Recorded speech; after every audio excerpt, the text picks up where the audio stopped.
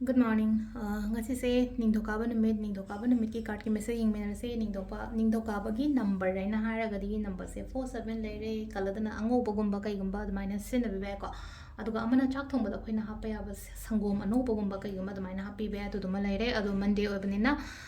monday gi toba ya ba hara gadi cinnamon gumba kai ai khobak ta hapa ga ai yum lom da natraga ai dukan da kai da admaina blog gumba toshan ba kochan ba adu duma leire ko adu ham bada koi card message yeng ase adu timing of aba sapet yeng ase ko ngasi gina timing of aba kai lege haibado adu duma su yeng minera se ko adu nunti gi lawthok ko admaina hadi card ahum ko tang thok jarage card ahum sidagi amma khanbira se ko card amma ahum sidagi amma card number 1 khansira card number 2 khansira natraga card number 3 khansira amma khala se ko adu sida leire ko card sing se ina loina spread toraga thamme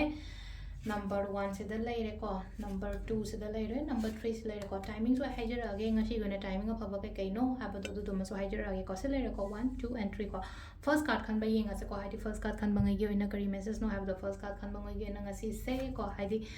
pau nungai ba gumba kai gumba la o haina piri ko ara padagi pau nungai ba gumba kai gumba dai la dai leire adu ga aina ga sum khanja ba ningja ba gumba ga leire ga di poto phangba lakpa ai gi favor da ga lakpa dai ai gi favor da har ga di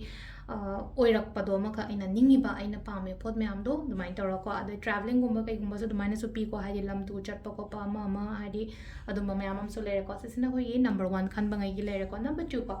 number 2 ko khan bangai ye ne sida opportunities gumba kai gumba dumai so lai aduga sometimes kai no so to haidi basida aina khanba aina ningiba pot so ba ngasai hadi mina haibadang mina kai no to badang nataba ko aina khanjariba aina ningjariba ko chariba adumba mayam so laina ko kai no to wana hariba hadi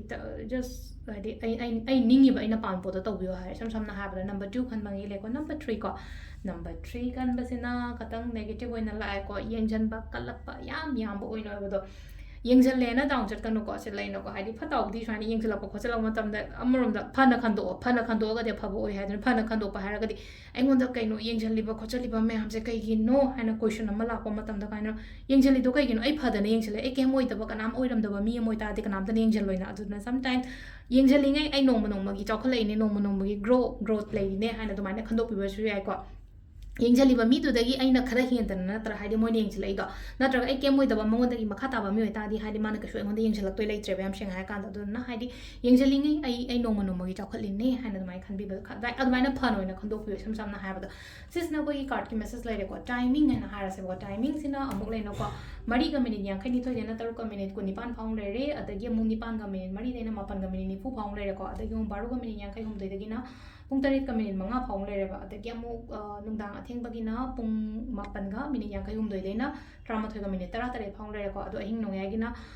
pung baru ga minute ni fu ma thoi dagi na nongalam dai gi mari ga minute yang khani thoi phang le ko sisina ko gi ngasi gi oina afa timing ko adu sida leire akoi gi ngasi gi oina daily card message ko ma'am thank you